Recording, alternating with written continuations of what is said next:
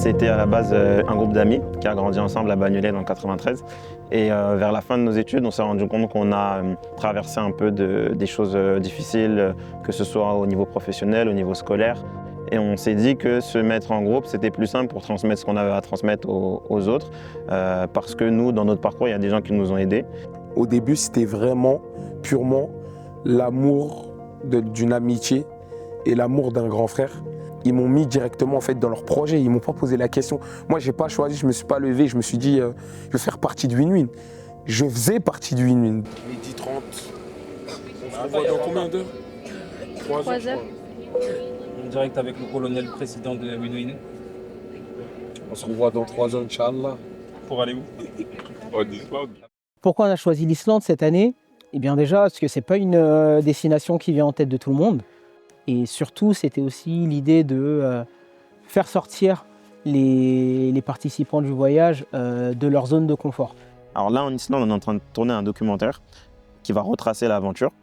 Et le but, c'est de donner un témoignage à d'autres jeunes, parce que nous, on ne pourra pas faire partir tous les gens qu'on souhaite, même si on le voulait. Si on le fait pour tous les voyages qu'on compte faire, on peut à chaque fois essayer d'avoir un regard différent sur là où on va, le projet en question. Il y a un lien très fort avec l'un de nos 3 pôles principaux à l'association Win-Win, qui est le pôle environnemental, donc tout ce qui est écologie, respect de l'environnement, gestion de l'énergie et surtout justice sociale, climatique, qui sont toutes les deux imbriquées l'une dans l'autre. Donc de ce voyage, j'espère qu'on va déjà kiffer, ça c'est la première chose. Et ensuite, venir vraiment étudier le pays, même si en 11 jours ça va être compliqué de tout voir. Tout le monde va conduire, c'est une association d'égalité. Bah oui. C'est une association d'égalité. Homme-femme. Pourquoi on va tout le temps?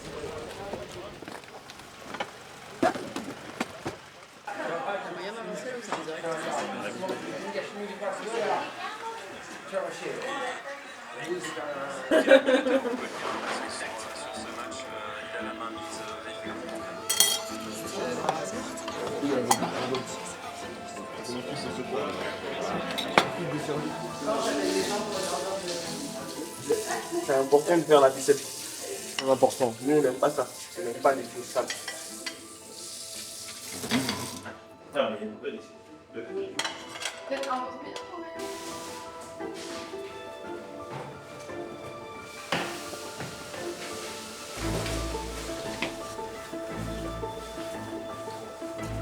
Ma chérie, je vais te mettre un crochet du gauche.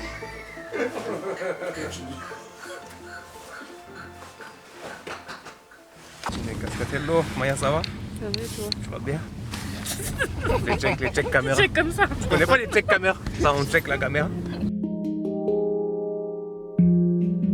Pour l'instant, je trouve ça dépaysant, mais dans le bon sens. Là, on quitte un peu notre rush parisien. Voilà, nos habitudes. Le métro. Bon, je vais le mettre là. Ouais. Ta DA, elle est morte. I mean, look, mama can fly. I mean, the machine in the sky.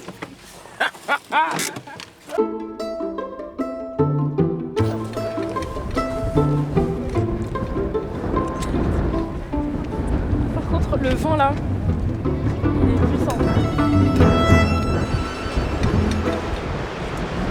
Là, on est justement au premier stop de l'itinéraire en Islande. Les cascades, c'est un peu le premier visuel qu'on avait envie de regarder ici. C'est aussi le premier point de départ de la transition énergétique en Islande. Donc c'est pour ça qu'on est ici, quoi. Voilà. C'est bon pour toi? C'est parfait? Tu valides? C'est bon, on a refait? Non, c'est bon? C'est top? Carré. Là, on se retrouve à côté d'une cascade. Franchement, c'est super.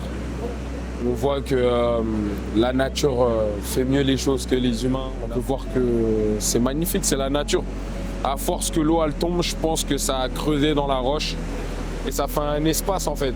Et je vois ça comme un peu comme une porte où on est venu forcer dessus et on laisse l'eau s'écouler plus loin. Franchement, c'est magnifique. Je n'ai même pas les mots. Le président de Win-Win. Oui, le président de Win-Win. En live, en direct. C'est incroyable. Là, c'est la vie de Bellingham. On prend un exemple sur le frère Mousse. Wouah, ça vous celle-là là. Attends, juste il y avait un gars derrière là, j'aime pas trop. Il y avait un gars derrière, j'aime pas trop. Moi, je suis impressionnée par cette falaise. C'est la première fois en plus que j'assiste à ce phénomène où en fait, on a des chutes du coup qui vont à la verticale, mais dû au vent, en fait, tu te retrouves avec toute la buée, en fait, toute l'eau s'évapore vers le haut et on se retrouve en fait plein d'eau. Là, je suis toute mouillée, plein de poussière sur moi, mais c'est cool. En plus, l'air est bon, l'air est frais, on a plein de verdure autour de nous. C'est vraiment incroyable. C'est vraiment des paysages auxquels tu t'habitues pas forcément. T'es là, tu vois des trucs, tu te dis mais c'est pas possible. Bon, du coup là on est sur la deuxième cascade de la journée et franchement c'est incroyable. Je ne sais même pas quoi dire d'autre. J'ai jamais vu une eau aussi bleue de ma vie. Ça me procure un truc, un sentiment, je sais pas comment l'expliquer. C'est intense et c'est intense, je sais pas comment l'expliquer. Mais c'est trop génial, vous pouvez pas comprendre si vous voyez pas ce genre de paysage. Mais ça c'est ridicule. En vidéo ça arrive pas. Mais en vidéo c'est normal, c'est bien. Les mains sont restées, c'est tout. Les mains sont restées.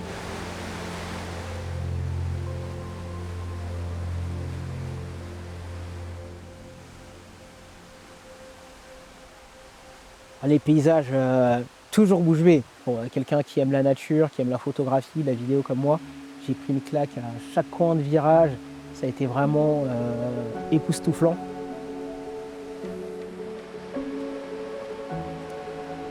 Le drone, il est où? Il est très haut dans le ciel. Sûr? On le voit même pas.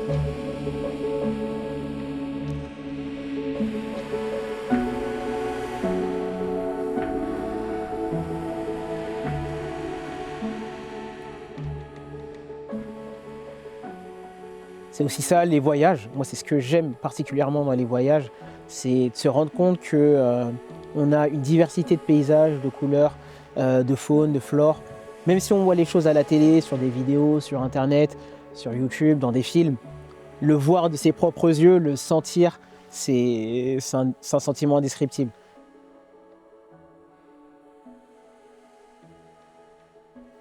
Mon œil avant était beaucoup dans le regard du luxe, le bling-bling, les buildings, les piscines, les jacuzzis et tout ça. Et en fait, là, ça a totalement changé. Ça ne m'intéresse même plus. Là, je veux voir la nature, la faune, la flore, les animaux. Et c'est super bien. En fait, c'est mieux. C'est beaucoup mieux.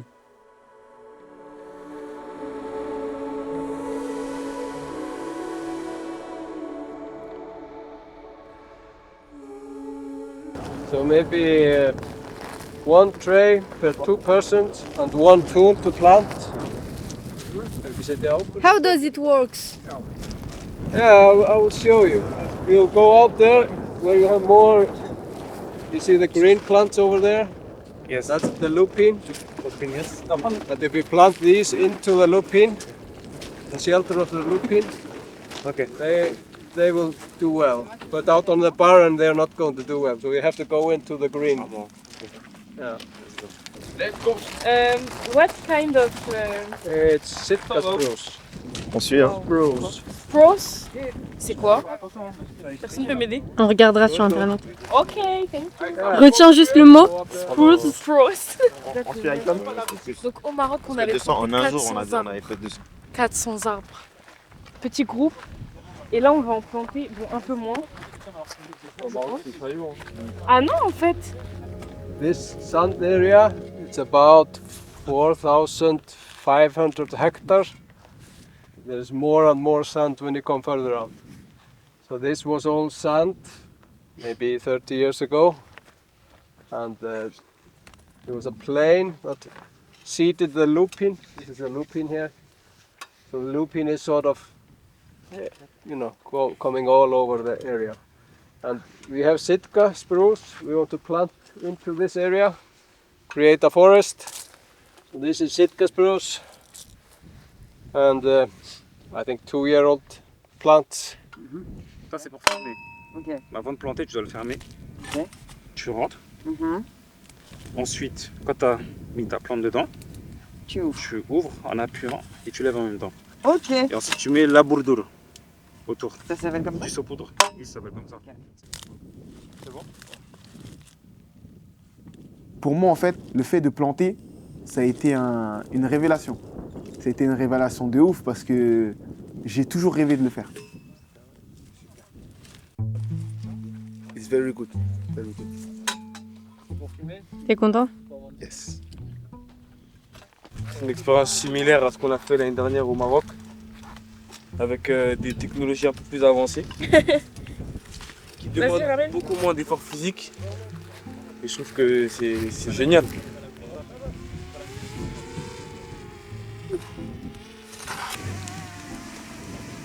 L'activité plantation d'arbres, donc elle s'est faite avec une organisation, c'est l'Agence nationale de forestière avec Yavik ici en Islande. Et c'était deux personnes qui nous ont accueillis, des frères qui travaillent pour cette organisation. Et voilà, l'échange, dans un premier temps, on a fait un échange, un petit débat. Et ça a été hyper intéressant parce qu'ils ne nous ont pas parlé comme des chercheurs ou comme des gens très distants. Ils nous ont parlé de leur vie quotidienne, pourquoi ils ont fait ça. Et nous, ça nous a mis à l'aise et tout le monde a parlé de son rapport à la nature, à l'écologie. Et ensuite, on est allé planter. Et pareil, ça s'est fait dans la joie. C'était vraiment, je pense, l'activité qui nous a le plus plu à tous. J'ai comme un petit rituel, donc j'essaye de faire les choses très calmement, très doucement, prendre soin de l'arbre, etc. L'arbre va bénéficier à d'autres personnes, que ce soit ses fruits, que ce soit son ombre, peu importe. Et donc si je commence bien, si je le fais bien, bah, je pense que la suite va être meilleure. Et donc c'est un peu la philosophie dans tous les projets. Voilà, si on part avec des bonnes intentions et qu'on commence bien, la suite peut être que bonne. Yeah, we are planting 240 Sitka spruce today. And we're looking. This place is called Hafnarsandur.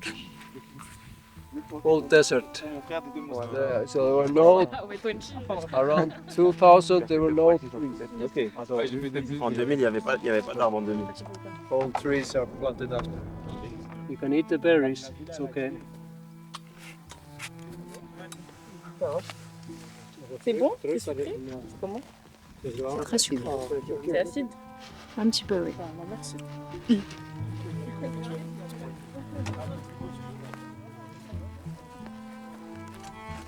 For the time, Thank you for your help. Nice to meet you. for the joy, for the smile, and for showing us a little bit of your world. Thank you so much. Thank you for you. coming. We're so thankful. Thank you.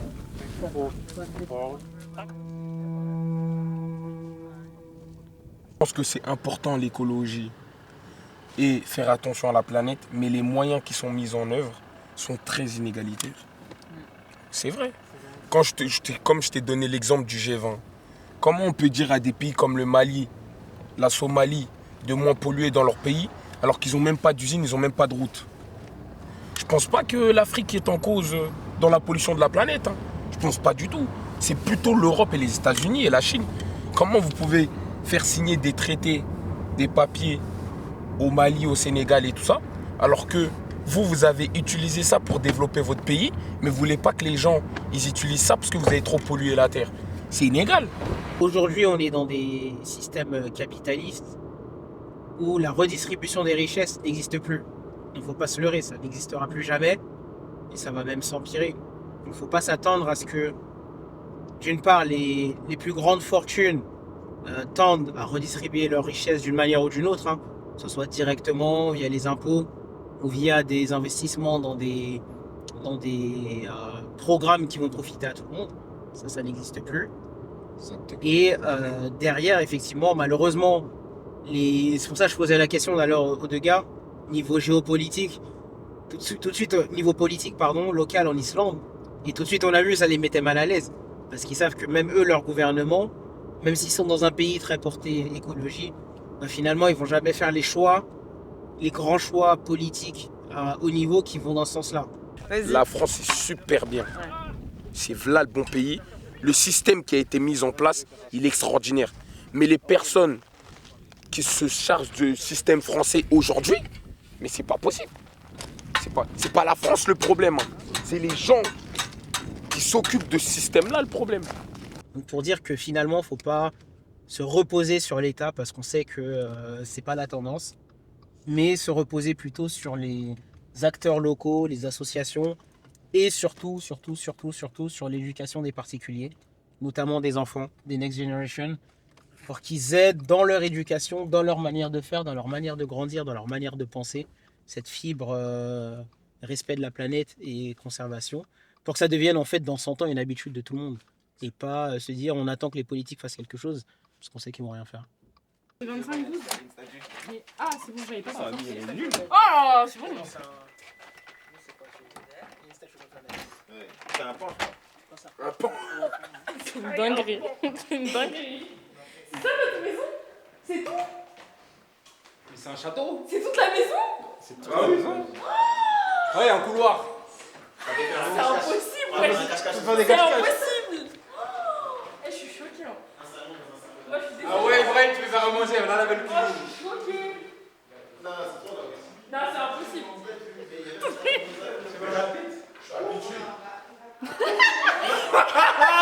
Je suis habitué. Excuse-nous, hein. Bah ouais. Excusez-nous. Et là, je vais prendre une pique. Comme dirait Game, c'est indécent. Ça coûte combien? Ami, tu t'es loupé. Mais ça, c'est ma chambre. T'as pas vu dans notre chambre. Non, viens voir. Mais t'as pas vu ma chambre. En fait, je crois que t'as pas bien vu la chambre. Sur la... Oh la dinguerie. Sortez de ma chambre. C'est pas grave. En vrai, on est bien. Avec le jacuzzi, justement. Je suis trop contente. Mais en fait, même tous ces jours, je suis hyper contente. Genre, même si on n'avait pas eu ça, t'as vu comment on était contents déjà dans l'auberge? Genre, on est heureux tout le temps. Mais là, c'est grave bien parce que, genre, je sais pas. Je sais même pas quoi dire. On va pouvoir manger dehors, on va pouvoir faire des jeux. C'est trop bien. Je suis trop contente. Sur l'un des endroits où on a été avec Maya, une fin d'après-midi, on s'est dit viens, on sort. On a pris la voiture, on a pris nos caméras, on a pris le drone, on a mis nos chaussures et on est sorti. On est allé à la rencontre d'une de nos voisines, du coup, le temps de 2 jours. Et on allait toquer à sa porte et regarder les Jeux Olympiques. Et on lui a demandé si on pouvait juste prendre des photos de ses chevaux qui étaient tout autour de la maison, dans des énormes enclos. Et de là, elle est sortie, elle nous a proposé de nous accompagner. Elle nous a expliqué en fait pourquoi elle était là, pourquoi elle avait une 20aine de chevaux avec elle.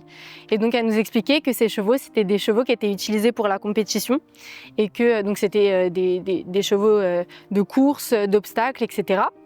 Et donc justement, on se posait la question avec le groupe parce qu'en Islande, il y a des chevaux partout et on ne savait pas si c'était des chevaux qui étaient utilisés pour l'agriculture ou comme des animaux de compagnie, comme on aurait pu en avoir en France, des chats, des chiens, etc. On était avec eux. Au début, ils avaient peur de nous parce qu'ils ne nous connaissaient pas. Et du fait qu'il y avait leur maîtresse qui nous accompagnait, petit à petit, ils se sont sentis en confiance et ils s'approchaient de plus en plus de nous jusqu'à ce que quand on partait, ils nous suivaient. Ils suivaient Brahms. Moi, j'étais hallucinée. Vraiment, c'était un moment incroyable. Et je pense que c'était important de le mettre en caméra parce qu'on n'a pas l'habitude de voir des chevaux complètement en liberté comme ça, sur un terrain lisse.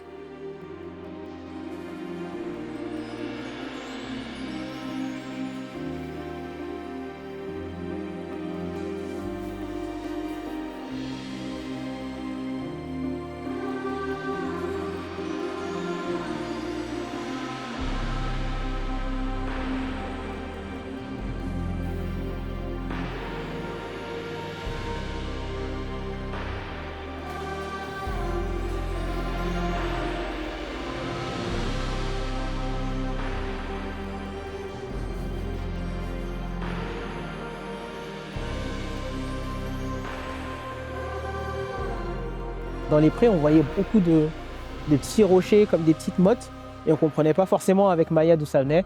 Et en fait, elle nous a expliqué que dans la zone où on était, donc, il y a des centaines d'années, il y a eu des grosses éruptions volcaniques. Et du coup, c'est de la roche volcanique qui s'est retrouvée à des kilomètres et des kilomètres et qui maintenant constitue le sol de cette région-là. Et donc, on a des grosses mottes, des grosses pierres en fait, volcaniques qui se sont solidifiées et qui maintenant constituent le sol.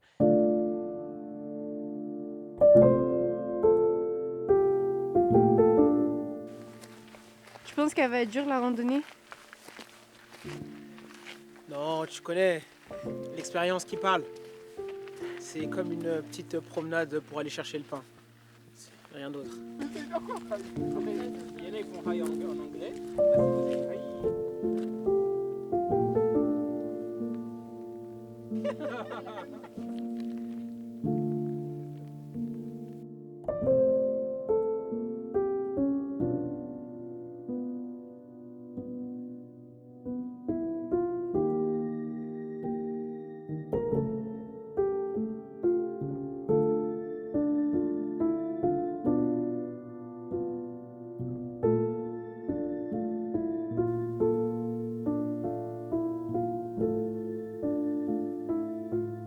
Alors là, on est à Singlevere, on fait une petite randonnée.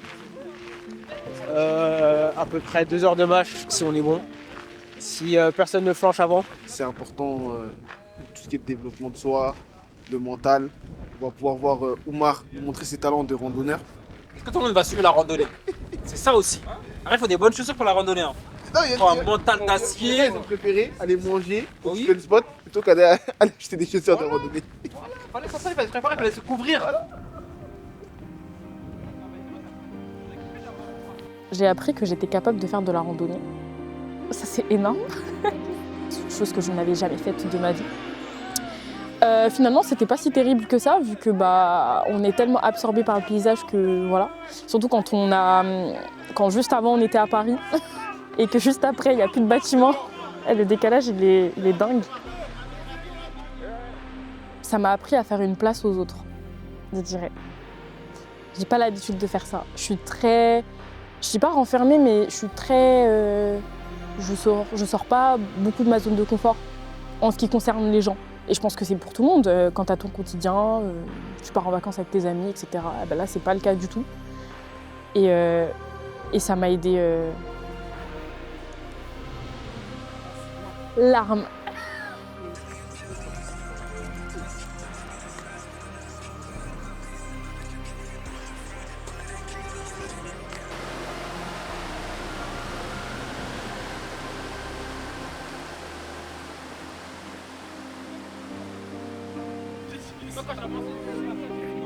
Arrive un bras de fer avec Lia. Moi, je lui ai rien demandé. Ah, moi, je suis pas Omar. Mais qui t'a dit tire mon blaze? C'est vrai, t'as Hier, il m'a dit, Adam, il a pas regardé Titanic. Mais qui t'a parlé d'Adam, moi? Voilà, on va te juger en fait. Voilà, il a jamais vu Titanic, je savais qu'il avait pas vu. On t'a pas demandé, moi. Ma série, pourquoi t'es chiant? Pardon, Omar. Ouais, je crois qu'on peut te jeter. Hein. Ma série? Oui, bonjour, monsieur. Adama Soninka Lemou. Toujours. Soninka Lemou représente. Moussa. Oui. Ça, c'est le V. Le bon vieux. Le bon vieux. Voilà. Aïssa aussi, le bon vieux. Le bon VV. Le doyen. Le doyen. Ah ouais. La qualité, hein. Elle est Michelin. Et voilà.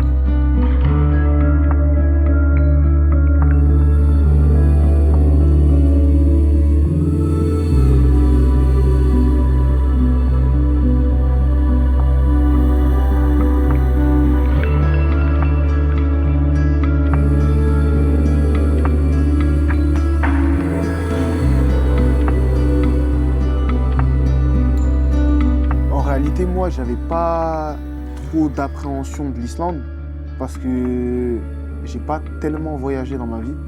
Ça veut dire, même quand on me disait qu'il y avait des aurores boréales, etc., je savais même pas ce que c'était. Pour vous dire, vous voyez, c'est-à-dire je savais vraiment pas où je me lançais. Moi, mon seul objectif, c'était de tenir un programme et faire en sorte que tout le monde puisse bénéficier, même à long terme, sur le programme. Aujourd'hui, en plein entraînement avec le chef Mams, a.k.a. Joy Boy. On est obligé de le fatiguer parce que l'individu a beaucoup trop d'énergie. C'est une menace pour la société. Aujourd'hui, ça va bien se passer. En fait, le sport, c'est vraiment ça qui va venir rythmer le voyage. Moi, c'est-à-dire que même en fait, avec mon père, à chaque fois qu'on voyageait, il nous imposait toujours d'avoir un cadre sportif parce que c'est ça qui va aussi nous permettre de nous reconnecter, que ça soit aussi de faire du bien à notre corps. On en avait besoin du sport en fait. Que ça soit même... moi, je suis sportive, mais il y a aussi énormément de choses que j'ai appris. Que ça soit le raisonnement, le pourquoi du comment et pourquoi faire cette position et comment ça va en fait affecter ton dos et comment ça va résoudre ce problème-là. C'est-à-dire tout ce qui va être profondément dans les abdos. Ousmane, il a vraiment su me remettre dans ce bain en fait avant même de pratiquer, en fait, comprend la théorie. Tu respires en même temps. Et l'Islande, en fait, ça m'a donné une autre vision de vie. J'ai découvert plein de choses. Moi, je suis quelqu'un de base. Ma seule occupation dans ma journée, c'est le sport. Je ne veux pas vous mentir. Et en venant ici, j'ai pu découvrir que, en fait, j'avais d'autres passions et que même la nature, en réalité, mais c'était quelque chose qui m'intéressait beaucoup. Alors que moi, pour ma part, je suis tous les jours dans les salles d'entraînement, je fais rien d'autre. Franchement, si ce serait à refaire, moi, je suis quelqu'un, je pourrais vraiment vivre dans un pays comme ça.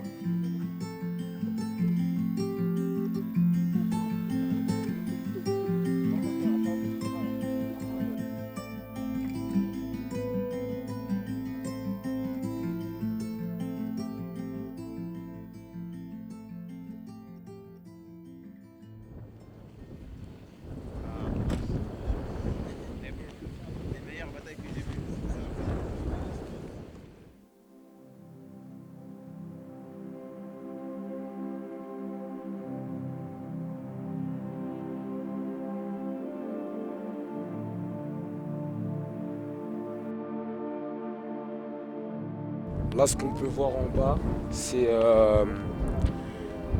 une connexion entre deux plaques tectoniques de l'Amérique du Sud, je crois, et de l'Europe. Ah, Sam, c'est bien ça?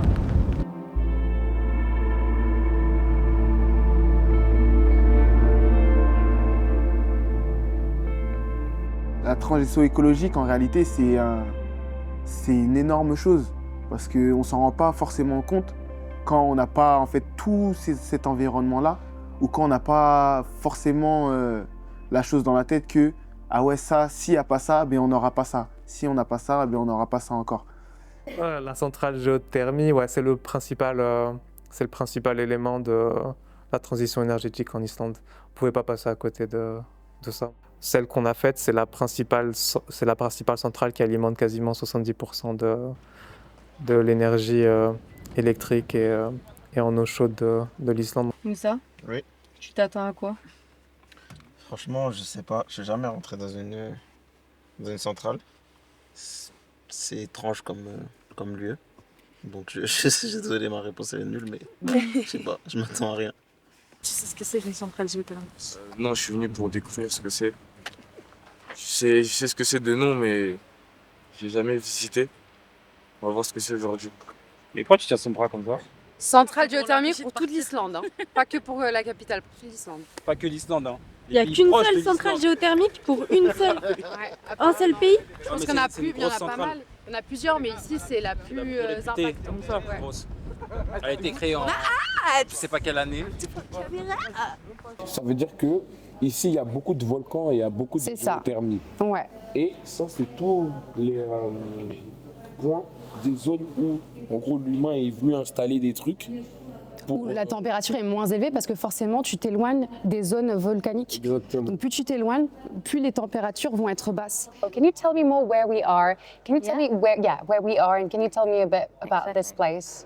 We are located in a geothermal power plant called Hellisheiðarvirkjun in Icelandic, and more specifically in the exhibition, which was built to kind of educate people that are interested in geothermal power plants and geothermal energy in general about that, and it was built at the same time as the power plant, so in 2006 and 2007. Ça, c'est une section des tubes qui convectionne toute l'eau chauffée par la géothermie, et donc c'est recouvert de laine de roche pour conserver la chaleur et d'une plaque d'aluminium tout autour. Ça, c'est laine de roche. Ouais, c'est de la laine de roche. C'est ce qu'on utilise aussi dans les constructions pour isoler. L'eau quitte à 85 degrés et d'ici à Reykjavik, elle perd que 2 degrés. Donc toute l'eau chaude en fait est chauffée de cette manière pour alimenter toutes les habitations jusqu'à la capitale à Reykjavik.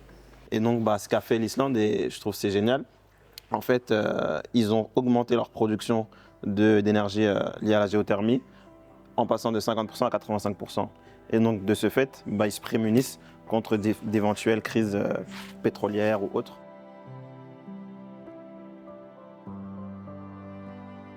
And geothermal energy is one of the cleanest, right? But not perfect. It is not, yeah. From what I've read, Iceland emitted around 27 grams of carbon dioxide per kilowatt hour. So my question is, how do you manage this environmental impact? Yeah, it's a really good question. And now that's what we're trying to do here because, of course, we here in Iceland, we are 100% renewable when it comes to our electricity production.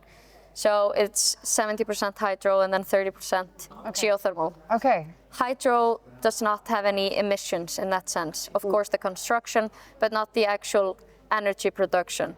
But of course, here in geothermal production, we are emitting CO2 into the atmosphere. So we are trying to, of course, lower these emissions, and that's what we're doing with our carbon capture and storage methods. So we are developing methods that we have now actually commercially starting to use. It's called CarbFix. Okay. It's in short for carbon fixation, and it revolves around capturing these gases before they are emitted into the atmosphere, and then mixing them with water, and then pumping them into the bedrock where they will react with the bedrock to create minerals. So we can store these gases underground, basically. Mais moi, tu sais, je suis choqué, c'est quoi? Frérot, en bas, il y a de l'eau à 450 degrés. Ils disent qu'avec les tuyaux, ils mettent de l'eau un peu partout dans les habitations et tout ça. C'est-à-dire tout l'eau qu'ils peuvent récupérer de ces habitations-là. L'eau du chauffage, l'eau des trucs et tout ça. C'est sûr qu'elle va venir avec moins de température. Mais pas moins 6 ou moins 8. Hein. Peut-être à 2 degrés, 3 degrés. Et même si elle vient moins 6, l'autre eau, elle a 350 degrés. C'est-à-dire automatiquement, c'est sûr, l'eau, elle va se chauffer.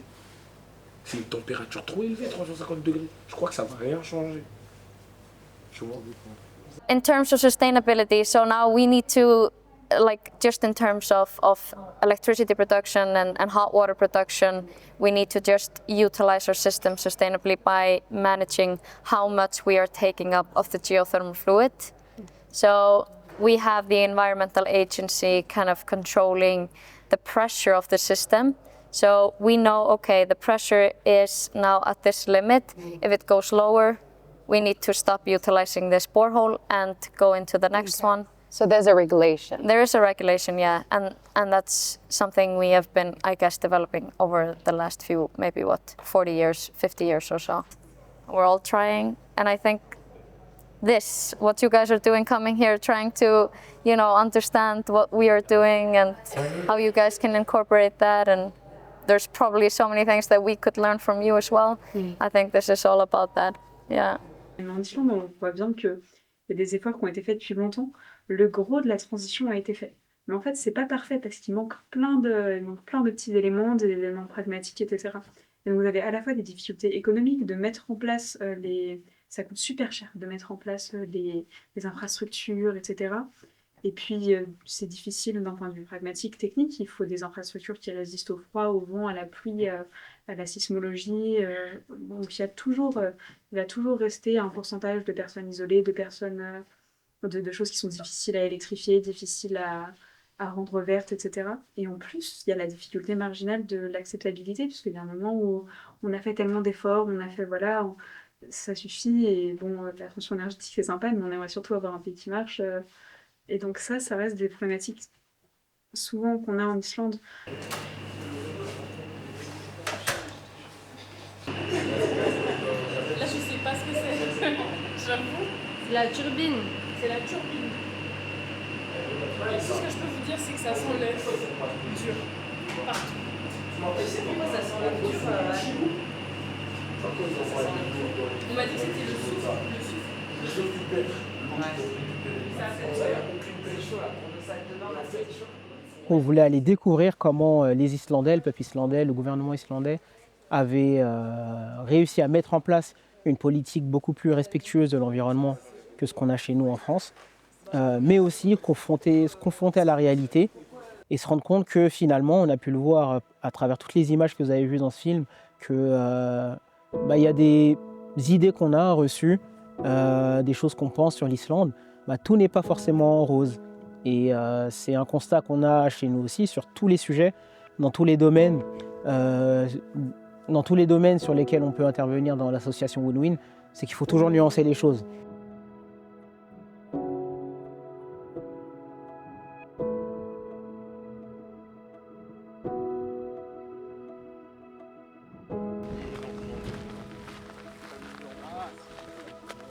Allez, jusqu'au bout, allez, c'est fort. Tout ça, tu vois, dans les combats comme ça, là, les gens ils s'agitent. Après, l'autre, il s'agite même pas, il fait juste ça, pas. Après, quand t'es KO, tu vois, tu te casser ton bras, les gars. Attends, c'était que ça. Quoi? On coupe ce montage. Non, Les gens, ils ont tous changé là-bas. Il y a une grosse affiche, hein. Une douche et une toilette pour 11 personnes. Non, 11, on n'est pas 11. Il y a des gens là. non, c'est bon ça. C'est pas une blague. Non, ça, j'aime pas ça. Non. Comment on va faire? Mais t'as vu qu'une seule? Non, il y a qu'une seule. Parce que les chambres, regarde, tu peux filmer la chambre, c'est vraiment chambre. Genre.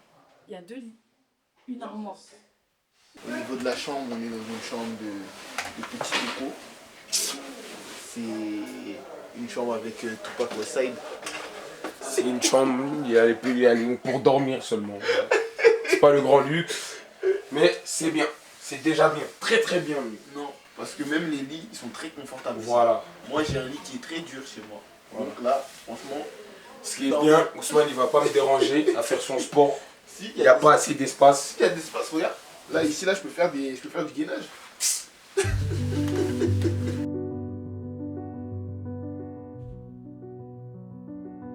Le paysage qui m'a plus marqué, c'est quand on est parti dormir dans les tentes, entre guillemets. C'était incroyable de se lever autour de montagnes. Isolé de tout, on dirait il peut nous arriver n'importe quelle chose. Personne va venir nous chercher, personne va venir nous sauver. On ne se sent pas observé. Donc on arrive, on se gare. Donc moi, naturellement, je sors de mon véhicule. Je regarde à droite, véhicule de gauche. Les humains ne sortent pas. Il m'a tiré, j'ai su. Moi, je souffre pas, je suis en pleine forme. Il y en a, ils ont parlé, maintenant ils ont peur. Ils sortent pas de la voiture. Sometimes I wish I had like a C'est gâté. C'est pas gâté, c'est bien, c'est ça. C'est ça le camping. C'est gâté. Moi, j'ai fait avec les prix, pleuver, tempête, tout ça. On n'a pas peur. Non, on n'a pas peur. Regardez les conditions, elles sont très très bien. Il n'y a même pas de vent. Il n'y a pas de vent, il y a quelques gouttes. Ouais, Mathilde. Il y a 3 tentes, 3 groupes. Moi, je dors dans la tente d'Ibrahim. Celui qui veut dormir au sec et au chaud, il va devoir monter sa tente. Interdit de dormir dans la comment voiture. on fait si on ne sait pas monter La une débrouille. tente? Il y a un mode d'emploi. Google est votre meilleur ami. Il n'y a pas de réseau. Donc l'équipe des filles et la première équipe des garçons, ils s'en sortent plutôt bien, mais il y a du vent, donc les trucs ils s'envolent, ça tire. Il y en a qui commencent à bouder, ça se regarde. Non, on n'arrive pas, il y a trop de vent. Il y en a, ils sont en souffrance. J'ai eu juste le temps de garer la voiture autre part, je suis revenu. Le vent avait déjà mis notre tente au sol. Ça veut dire que c'était vraiment un combat.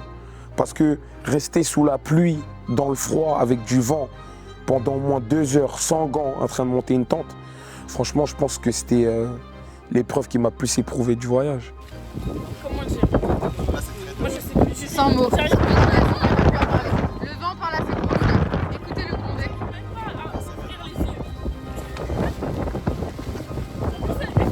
On mangeait dans une grotte. Ça veut dire que ça m'a marqué. C'était la première fois que je faisais ça. Qui fait bouillir de l'eau? Et toi, moi, ma double, avait peut-être une fois, j'ai dit quand je l'ai enlevé. Oh là! J'ai dit, le prof, il m'a vu. Lui aussi, il avait doudou de 7 ans. Il m'a glissé, c'était mon gars. Elle est foutue, ma veste. Tu peux nous expliquer ce que tu fais? Je lavais une casserole, mais ça marche pas trop. Et tu laves où? Dans la rivière. D'une montagne qui est glacée. Bah écoute, de toute façon, la vraie vie, ça, c'est l'aventure. Ouais, tu trouves? C'est Koh-Lanta plus. Là, je suis venu me consoler en essayant de sécher mes chaussures. Avec un chevet qui est éteint. Voilà, et je vais dormir. Là, je vais dormir dans la voiture. Ah bon? Ah ouais, il a lâché. Il disait pas ça dans l'avion. Moi, perso, j'assume, je suis équipé, bien séché. Ça doit être ça. Pantalon de Ma série, c'est le premier qui Pas m'a du dit tout. va Qui dormir dehors. Qui? Tu vas dormir Moi, je dors dehors, moi, ça Ouais, c'est ce qu'il faut, moi. Si ma tante, elle est debout. Vous avez vu qu'il a dit Si ma dors tante, dehors. elle est debout. On verra. Tu sais, t'as différents voyageurs. T'as les touristos qui aiment bien être dans le luxe, hôtel 4 étoiles, et t'as les viajeros, ceux qui aiment bien rajouter un petit peu d'épices dans leur voyage. Et donc, Maya et moi, on a décidé en fait d'être braves et de juste aller s'aventurer du coup dans le froid à camper. La plupart, en fait, ils étaient tous revenus à la voiture et nous, on s'était dit, bon, écoute, on va le faire et tout, on est venus pour ça, donc on va le faire. Du coup, on met une serviette au sol. Ouais, juste là, il faut que je sèche, en fait. Aïe! Mais Dieu merci, ça tient. Ouais. Du coup, là, je suis en train juste de sécher le sol parce que c'est tout mouillé et je veux pas qu'on se retrouve avec le cul mouillé. Enfin, c'est juste super inconfortable. Un petit ménage avant d'aller au lit. Je salue votre courage. Vous êtes très courageuse. Bonne nuit. Attends, laisse-moi bien fermer le truc. Waouh. Waouh.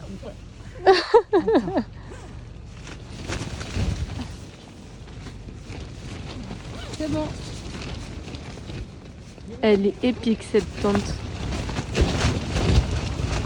C'est pas drôle.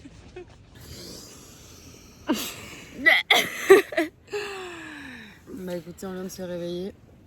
J'ai très mal dormi, Maya. Et on pensait qu'elle était imperméable, mais en fait non. Il y avait l'eau qui rentrait par le bas, mais c'est très bizarre parce que par le haut, t'avais rien qui rentrait. Tu touchais le haut, il y avait rien, c'était tout sec. Ouais. Mais le bas, donc il y a des flaques d'eau. Tu sais, c'est pas juste c'est humide, des flaques d'eau. Le matin, on se réveille. On s'est réveillé 2 fois. Moi, je me suis réveillée 2 fois. Maya, toi, tu te réveilles un peu plus. Je me suis réveillée 2 ou 3 fois aussi. En fait, tout est trempé, genre. Oh my god. Mais ça explique tout. Et j'étais comme ça.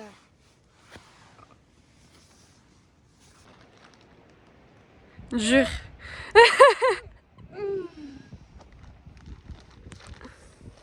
Oui, c'est froid. Bon, bonjour quand même. Vous avez bien dormi, vous? Et franchement, j'en garde des bons souvenirs parce que j'ai pu échanger et puis même, en fait, j'ai pu aussi apprendre de Maya et d'apprendre un petit peu de... Parce qu'on n'avait pas eu cet échange, en fait, personnel, donc c'était cool.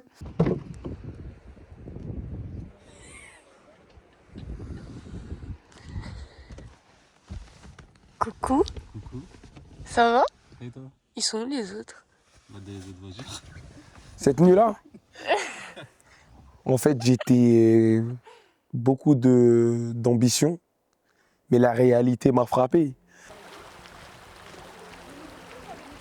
Et c'est ça qui m'a marqué, de se réveiller, de sortir la voiture le matin et voir que on est entouré de montagnes. Merci. C'était dur de conduire autant. En fait, pas dur, parce qu'en fait, j'ai l'habitude de faire des longues routes. Et après, c'était intéressant aussi parce qu'on a passé des cascades. Donc on a roulé sur l'eau, on a fait des traversées, j'en avais jamais fait.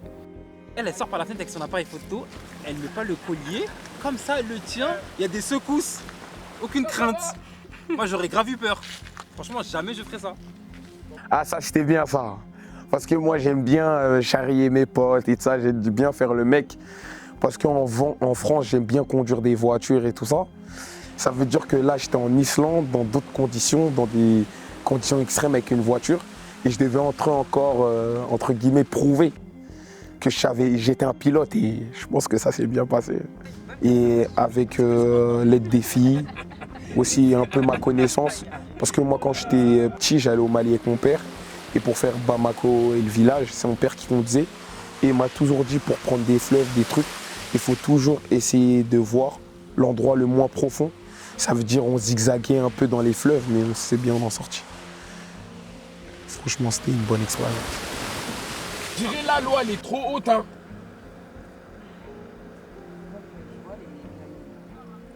Non, mais là, moi, je vois les cailloux aussi. J'ai pas vu. Et moi, je passe par là. Là, tu vois les cailloux. Bon, fermez vos fenêtres. Ouais. Ouais, t'inquiète pas.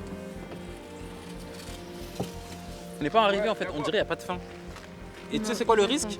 C'est que le carburant, plus on avance, ah ouais, vous n'avez pas vu de station sur la route. Hein. Ouais, c'est vrai. Voilà. Au niveau carburant, moi je suis à la moitié. Je crois qu'on va faire une randonnée à mort. Eh, vas-y, on y va. Déjà, de base, je voulais pas venir, je vais pas vous mentir. parce que je trouvais le projet beau, mais c'était en fait le pays qui ne m'attirait pas. On va dire que je l'appréhendais mal, pas par rapport au projet, mais surtout par rapport au pays, au climat et le climat qu'il y avait en France. Ça veut dire que pour moi, l'Islande, c'est plutôt un pays où il faut aller en décembre, c'est un pays froid. C'est pas le pays qui me vient en tête au mois de juillet et au mois d'août.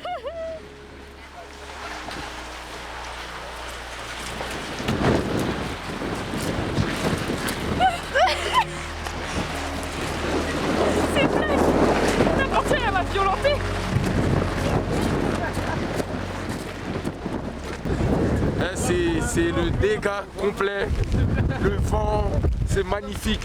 Le sable il est noir, c'est incroyable, it's beautiful, it's very very beautiful. Maintenant mes préjugés n'ont pas changé par rapport au climat, mais par rapport au pays, les paysages, les endroits qu'on a découverts et un peu le tour qu'on a fait, je pensais pas que l'Islande pouvait m'offrir autant d'épanouissement.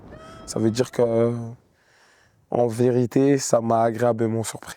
Les paysages que j'ai vus sont encore plus beaux que ce que j'avais vu en vidéo, en photo et tout. Ils m'ont permis des fois d'être isolé avec moi-même pour reprendre des temps de méditation et d'apaisement.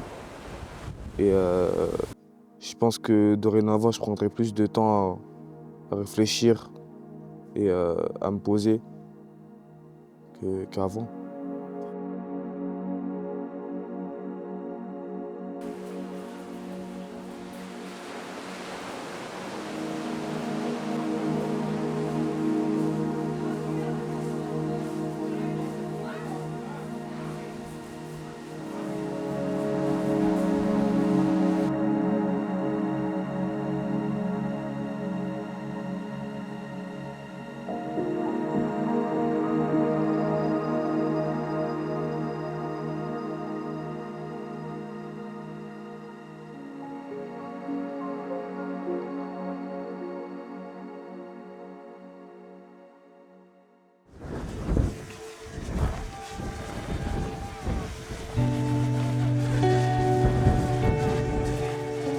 Trop chaud.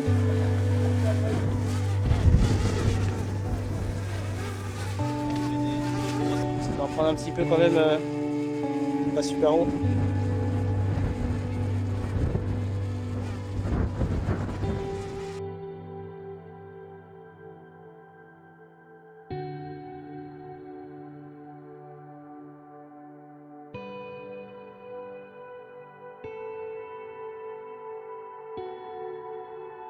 Je viens de découvrir la vie de Roger. Je l'ai découvert avec mon téléphone. Ah ouais? Je suis devenu photographe comme Maya. T'as vu? Non mais c'est bon là. Pour moi, le voyage, c'est un droit fondamental. C'est-à-dire que il y a des personnes qui, dès petites, grâce à leurs parents, grâce à leur milieu social, vont pouvoir voyager, avoir plein d'expériences à la mer, à la montagne, à l'étranger, et vont bénéficier de ça, et c'est très bien. C'est très bien, donc par exemple, vont avoir un rapport à l'autre qui va être très vite mis en place, qui vont avoir un rapport à la langue aussi, qui vont parler d'autres langues, et donc il va y avoir plein d'expériences qui vont avoir un effet dans leur vie après concrète, dans leur vie scolaire, professionnelle, etc. Et donc ça va créer un décalage entre ceux qui n'ont pas eu ces privilèges et ceux qui les ont. Moi, je vais inventer un nouveau concept. Le droit au voyage pour tous. Ouais. Je pense comme Maya. Ça serait trop bien. C'est important de voyager. Voir toute la beauté que regorge notre terre. Ah.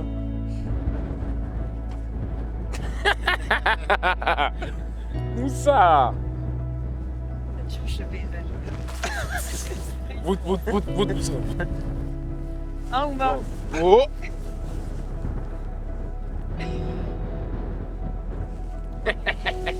Comment si tu t'habitues? Tu t'habitues pas en fait. Les gens qui habitent là-bas, genre, tu peux pas t'habituer à ça. Nous on a l'habitude de voir des tours, des Haussmanniens, des routes, des boutons, ça. Choses. Moi, j'aurais jamais pu en fait me payer l'Islande et puis en plus on a un peu choisi une destination qui n'est pas la plus abordable. Moi, j'aurais jamais pu m'aventurer ici sans l'aide de Win-Win. Bon, l'Islande c'est bien, mais c'est cher. N'est-ce pas, Isam? Ouais, c'est hyper cher. C'était à combien? La bouteille d'euros. Il y a énormément d'inflation depuis 2 ans maintenant. Il y a beaucoup d'inflation. L'inflation en ce moment elle est à peu près à 6%.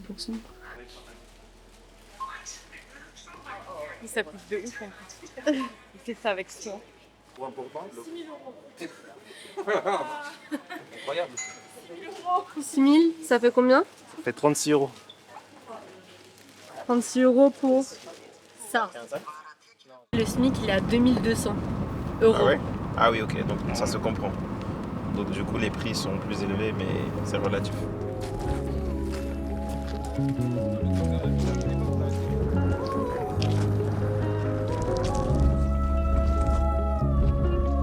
Vous voyez comment c'est magnifique.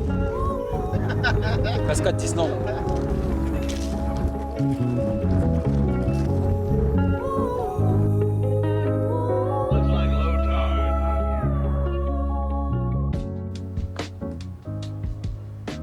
Bonjour. Enchantée. Ce qu'on pensait faire, c'est juste dire en 2 minutes, nous introduire et introduire le lieu. Et après, peut-être d'abord vous écouter, vous présenter et nous dire un peu ce que vous avez fait et vos ressentis. Et peut-être des questions que vous auriez suite à votre voyage en Islande qu'on peut essayer de répondre. Le tourisme, c'est devenu super important pour l'Islande. C'est 10% de l'économie d'Islande, mais c'est assez énorme. C'est un secteur qui repose énormément sur une main-d'œuvre étrangère aussi. Donc, c'est-à-dire que non seulement il y a des touristes qui sont pratiquement tous internationaux. Alors, les plus gros contingents, c'est d'abord les États-Unis, ensuite le Royaume-Uni, ensuite il y a l'Allemagne, etc. Et la France, on est plus bas, mais en fait, entre le Québec, la Belgique, la France, c'est vrai qu'il y a beaucoup de touristes francophones, surtout là sur les mois surtout sur le mois d'août, ça a été ressenti avec Québec. J'ai une petite question au vu de la masse touristique qui est en train d'arriver, puisque j'imagine que c'est progressif. Comment on arrive à gérer cette question de transition écologique quand on a un tourisme qui est de plus en plus fort? Ça, c'est difficile, c'est une question qui est toujours difficile parce que la réponse n'est pas forcément très satisfaisante en fait. Donc il y a une réponse qui est qu'il y a quand même des émissions à la base qui sont plus faibles que ce qu'on a en Europe ou en France notamment parce que la transition écologique du pays s'est faite il y a longtemps, donc notamment dans les années 70 avec les grandes centrales électriques, etc. Le mix énergétique, l'électricité est 100% renouvelable par exemple. Okay. Donc ça joue beaucoup. Donc il y a à la fois la géothermie et aussi beaucoup d'hydroélectricité, donc des gros barrages. Et c'est comme ça qu'il y a généré surtout l'électricité. Mais en fait, sur la transition énergétique, la transition énergétique c'est une chose, mais pour la transition écologique au sens large, c'est plus compliqué à se mettre en place. C'est un pays qui est très dépendant de la voiture parce que d'une part c'est un pays qui est très grand par rapport à la taille de la population et avec des conditions météorologiques qui sont difficiles aussi. Faut se déplacer de ville en ville, on n'a pas forcément le choix. Et on est très initié. Ce qui m'a fait bizarre quand je suis arrivée à Reykjavik, c'est de voir le nombre de SUV. Et j'avais ce réflexe français de me dire, oh là là, tous ces gens qui roulent en SUV, c'est absolument honteux. Et en fait, je me suis rendu compte que dès qu'on sortait de Reykjavik, sans SUV, on était quand même assez embêtés. SUV ou 4x4, enfin rien. Quand on voit les gens 4x4, on se dit, qu'est-ce que ces gens-là ont la chance, ils peuvent aller n'importe où, notamment dans le centre de l'Islande où c'est totalement inaccessible avec des voitures citadines en fait. Il y a plein de questions qui se posent avec ça, et sur le surtourisme. Donc, évidemment, l'avion, la location de voiture, mais il y a aussi tous les aménagements des lieux. Parce que ce qui est l'attrait de l'Islande, c'est ce côté sauvage, ce que vous avez pu expérimenter, c'est ces grands espaces, la nature. Et donc, bien évidemment, plus il y a de monde, plus il faut faire des routes, plus il faut faire des parkings, plus il faut peut-être faire payer le parking pour pouvoir aménager le lieu, etc., etc. Après, il y a une stratégie, je pense, du gouvernement justement, il y en a, mais pas tout le monde, qui sont pour aller vers le tourisme d'élite. Donc, plutôt, on s'en fiche si c'est cher, au contraire, ça va permettre à ce qu'il y ait moins de gens qui viennent, ce qui serait une bonne chose. Mais en même temps, comme ce seront des gens très riches, on aura autant d'argent au final. Si je caricature un peu leur pensée peut-être, mais c'est un peu l'idée. Mais il y a des gens qui trouvent que c'est pas, que c'est peut-être pas non plus le meilleur. Voilà. Mais c'est plein de questions qui se posent. Est-ce que peut-être si ça vous va, on peut faire une photo. Bien sûr, une photo. Ceux qui viennent dans l'escalier là. C'est une vidéo. Soyez naturel. Franchement, c'était grave stylé. Parce que c'est des gens grave terre à terre. Ils parlent de façon technique, mais en même temps, ils donnent des exemples très concrets et que tu comprends facilement de leur travail, de ce qu'ils font au quotidien, de l'Islande. Donc ouais, c'est ce qu'on recherche, quoi. C'est hyper terre à terre, horizontal. On peut parler de tout, rigoler et tout. Moi, c'est plutôt sur la politique. Moi, ce qui m'a intéressé de savoir un peu, c'était quoi leur sujet de prédilection. Et c'est totalement différent des nôtres, quoi. La chasse à la baleine, t'as vu. Enfin, intéressant, mais du coup, tu te dis... Différent de la chasse à l'immigré. Exactement. Du coup, t'as un truc de... Enfin, j'ai même pas l'impression que... Tu vois, les sujets genre sur le genre et tout ça, j'ai pas l'impression que ça fasse gros débat et que, en fait, finalement... Enfin, c'est intégré pour eux, quoi, tu vois. Et nous, on est plutôt sur d'autres trucs en France.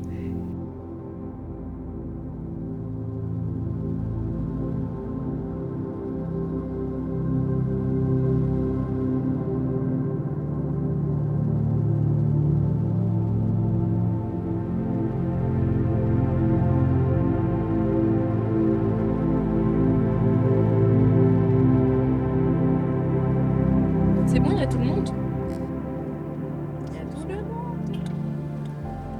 Je suis KO de la route. Wesh, là, on a conduit combien de temps, là? Wesh, on est parti faire Paris-Dakar ou c'est comment? Voilà, je suis KO, frère. Eh mon gars, on est toujours très concentrés. En plus, c'est une chambre pour 4, c'est parfait. Oui, et regarde ce qu'il y a juste là. La salle de bain Et et le on a gagné, dressing. encore une fois. Oh, j'avoue, c'est beau.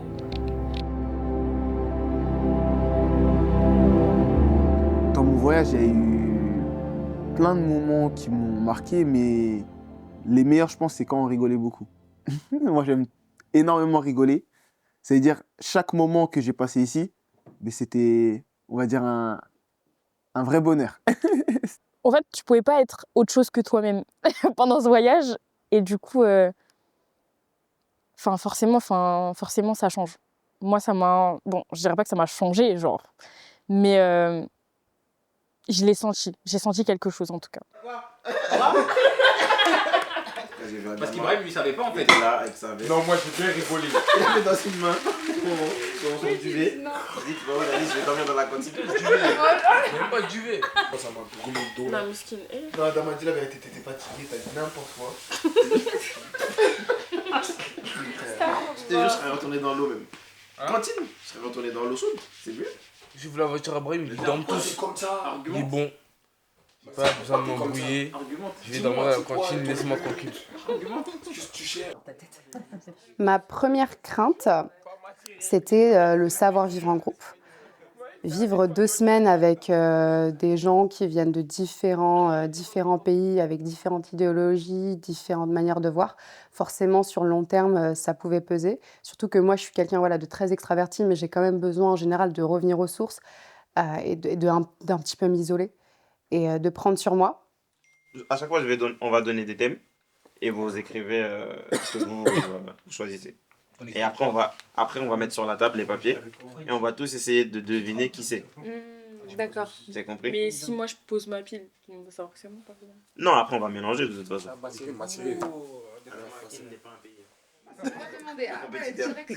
Il y a les compétiteurs là. À d'autres. Nouvelle-Zélande. Hein? Nouvelle-Zélande. Ah, ça, si. Tout le monde ne connaît pas ce pays déjà.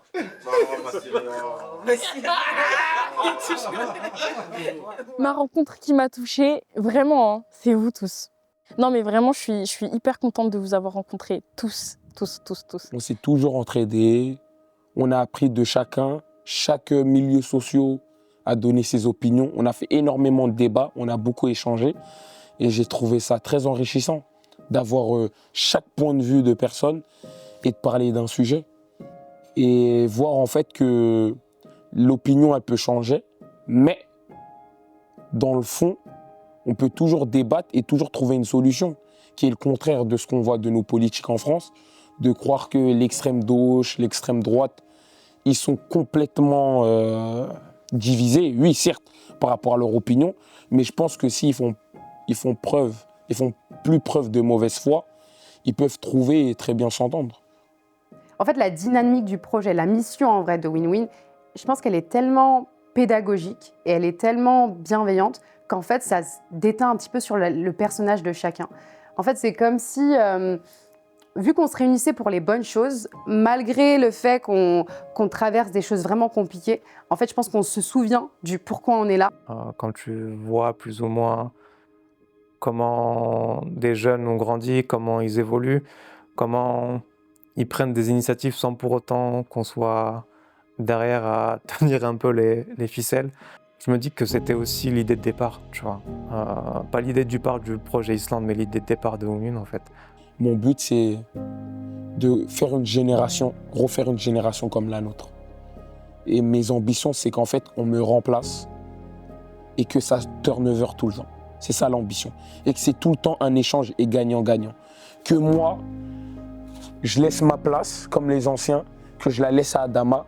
Adama, il instruit mon petit frère, il apprend tout ce que j'ai appris à mon petit frère, qu'après il part et il laisse la place à mon petit frère et ça continue comme ça, sans fin. Je me vois continuer Women dans l'avenir parce que je pense que c'est une belle initiative et qu'on ne doit pas lâcher pour les générations futures parce que moi j'ai eu la chance de bénéficier de cela. Quand je vois par exemple Adama qui est avec nous, qui est un petit de mon quartier, que j'ai aidé durant son enfance, et là de le voir avec moi dans le voyage et qui est engagé comme moi, qui a eu son bac et qui fait ce qu'il veut faire, ça me fait super plaisir en fait. Moi, ma réussite, c'est ça. C'est on m'a donné des choses et pas être égoïste. Et moi, je trouve ça important de donner ce qu'on m'a appris et jamais oublier d'où je viens. J'ai envie de dire qu'on est un peu... Bon, c'est faux. On n'est pas obligé de s'engager.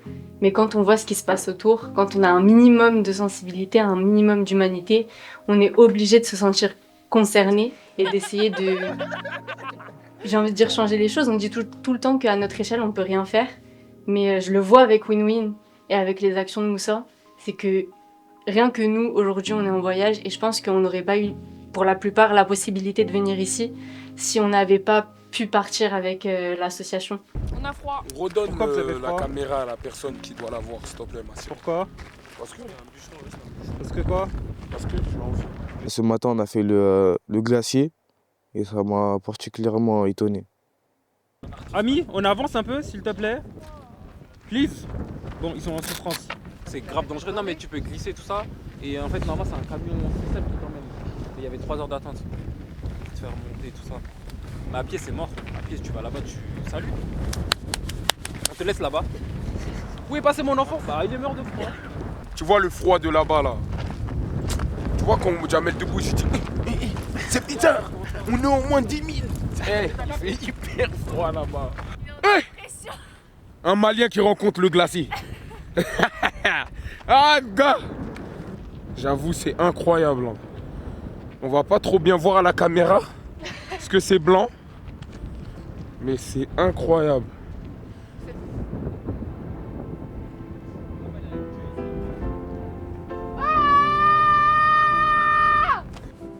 Alors on est dans un environnement magnifique, mais malheureusement l'un des méfaits qu'on peut voir du réchauffement climatique, c'est la ice line. Donc ça représente le niveau auquel était la glace, du coup ici en l'an 2000. Donc il y a exactement 24 ans, la glace arrivait jusqu'ici. Et maintenant vous pouvez voir jusqu'où est le fond de glace. Avant on a dépassé la line de 1980. Donc on voit d'année en année comment le glacier recule. Et au final malheureusement il risque de disparaître totalement. Et voir qu'en fait, c'est vrai en fait ce qu'on nous dit. Parce que nous, on est à Paris, dans nos appartements, on allume la télé, on ne voit pas trop en fait autour de nous. Mais on peut voir que dans ces pays-là, qui sont plus naturels, le réchauffement climatique, il a un réel impact. Ça va si je me rapproche un petit peu du lac gelé? Un tout petit peu. Jusqu'à la glace? C'est notre dernier jour. Non, elle parle de... Non, tranquille, de toute façon, si je vois que j'arrive pas, je reviens. Tu parles de tout là-bas ou juste là? Là, le lac gelé, là, juste là. Viens, non, on y il va est pas ensemble. juste là, il est tout là-bas. Allez, on y va. C'est même pas déjà là, comment on descend là? Traverser.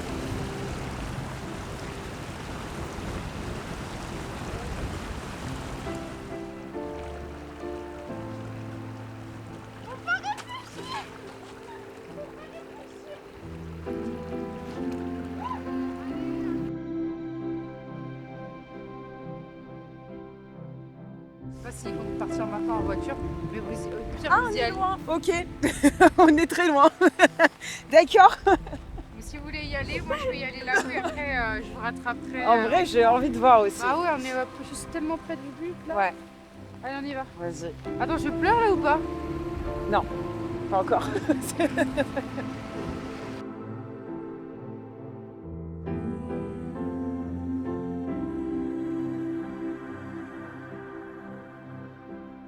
La partie du glacier sur la montagne, elle est en train de fondre. On voit les gouttes d'eau qui tombent de la neige. Et tout est en train de se fissurer. Pourquoi on n'a pas meilleur exemple? T'avais déjà vu un exemple aussi parlant? Franchement, non, je crois pas. Là, on est vraiment au cœur du truc. C'est ça que c'est important de voyager. Si on reste à Paris, au niveau de la culture et au niveau du réchauffement climatique et de l'écologie, on ne peut rien voir. On est entouré de bâtiments entre nous. Je pense que c'est important de voyager à travers le globe pour voir différentes manières de faire, différentes pensées, et différentes cultures et différents paysages. C'est super important dans la vie d'un humain.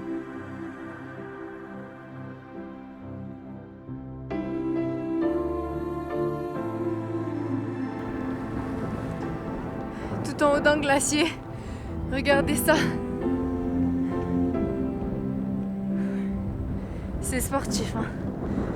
Ouh, c'est sportif, mais ça vaut tellement, tellement le coup qu'on va aller jusqu'au bout.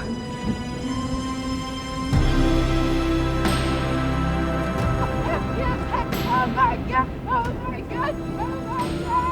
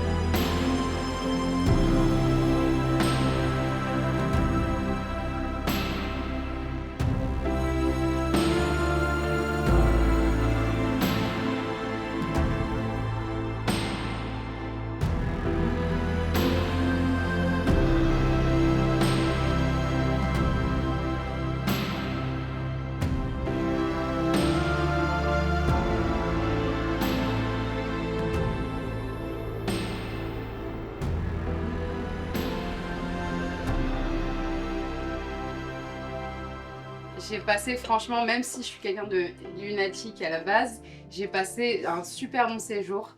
Vraiment dans la bonne humeur, dans la joie de vivre et avec toutes les activités. C'est-à-dire que j'ai énormément appris de vous, mais aussi du pays. Donc merci à tous. Franchement, vous êtes tous incroyables. Genre vraiment, je vais pas pleurer, vous inquiétez pas. Vous êtes tous incroyables. Je fais plein de gros bisous et je suis super reconnaissante de vous avoir tous rencontrés. Donc merci. Je tiens à remercier Aïssam et Moussa et Ibrahim, les pionniers, les tauliers de l'association Win-Win, pour nous avoir toujours ramenés dans des pays. Et là, ça continue comme d'habitude et j'espère que on va répéter cette action avec nous pour les plus jeunes du quartier. Yes. L'Islande, c'est qu'un premier stop, justement, pour aller à la rencontre d'autres pays, de faire ce que fait Win-Win en France un peu aussi à l'étranger, de concocter tout ce qu'on a pu faire en termes de conférences débats, tout ce qu'on a pu faire en termes de solidarité, tout ce qu'on a pu faire en termes de mentorat, d'aller le concocter sous format un peu de voyage solidaire et international dans d'autres pays.